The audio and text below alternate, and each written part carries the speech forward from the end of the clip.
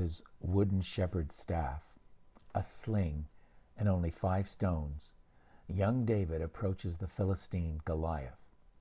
In turn, the giant with his armor-bearer before him approaches David. What happens next is still remembered thousands of years later.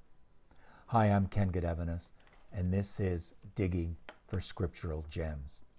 Thanks for joining us as we continue our study of the Old Testament book of 1 Samuel, today looking at chapter 17, verses 41 to 49.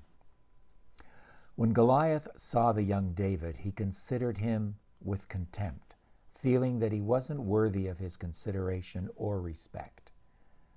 Well, he was in for a bit of a surprise. He yells out, "Do you think I'm a dog that you come after me with sticks?" Probably referring to his shepherd's staff.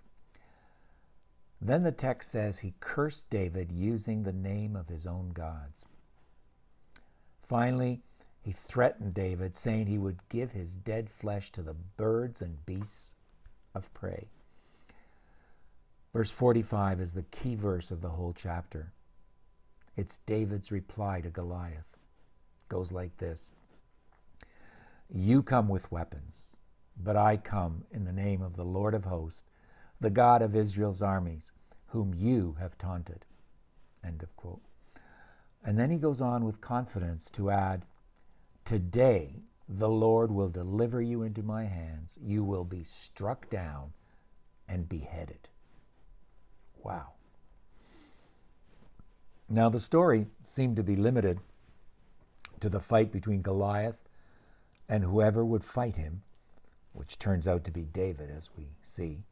But in verse 46, David finishes his response to Goliath by saying he would give the dead bodies, note plural, of the Philistine army of that day to the very birds and beasts that Goliath said would get David's dead body. Not sure how it would come about, since the deal was that whoever lost between these two, David and Goliath, his side would serve the other. More on that in a moment. Then David goes on and says why all this will happen as he says it will.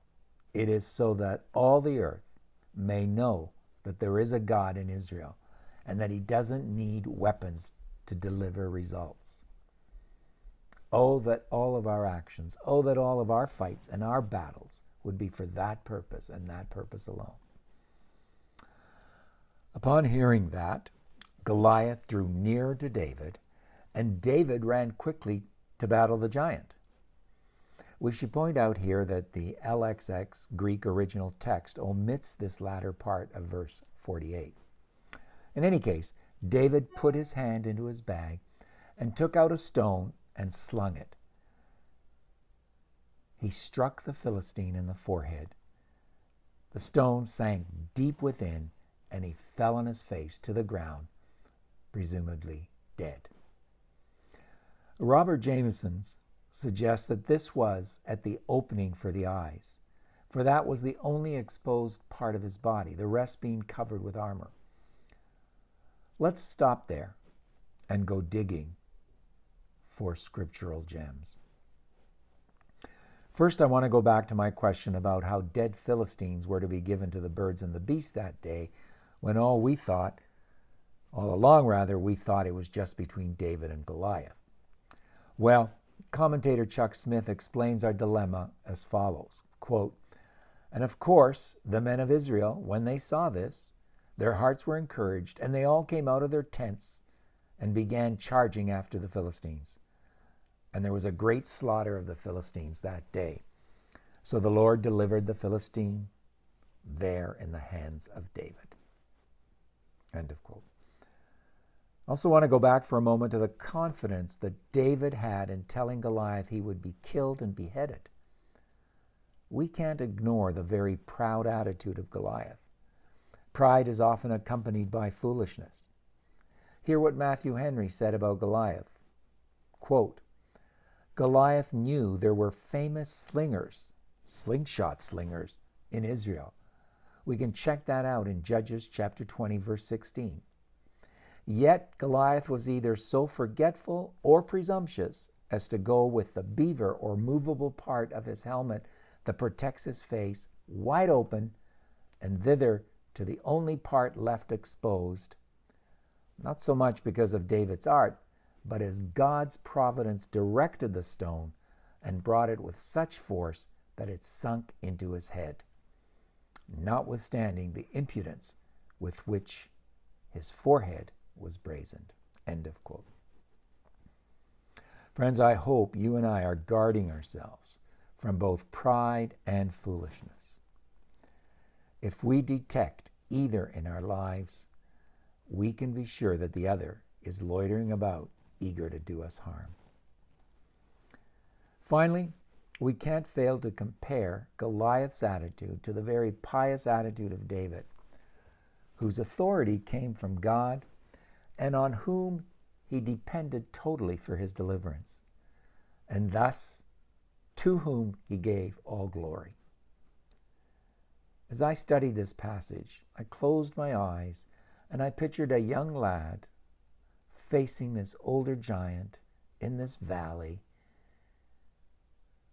and saying, "Today the Lord will deliver you into my hands. You will be struck down and beheaded." Exactly what kind of faith does that take? Well, I don't believe we can answer that question fully, except to say it takes David's kind of faith. And then to pray that when the time comes for us to engage in battle, physically, socially, in whatever way, as I know it will, I believe it will, we will still have that kind of faith. That's our prayer. Let us not boast in the meantime that we have it. For as in the old adage, the truth for that kind of boasting is really in the pudding. Join us next time as we study the aftermath of that one famous slinging of a single stone by a young lad. Thank you for subscribing. We had another new subscriber just yesterday. Thank you for subscribing to our YouTube channel. I hope more of you will join us so that you will get notification each time we post something. Also, you can write to me. My email address is at the end of the video, and I'll add you to a BCC list so that you'll get notifications by email.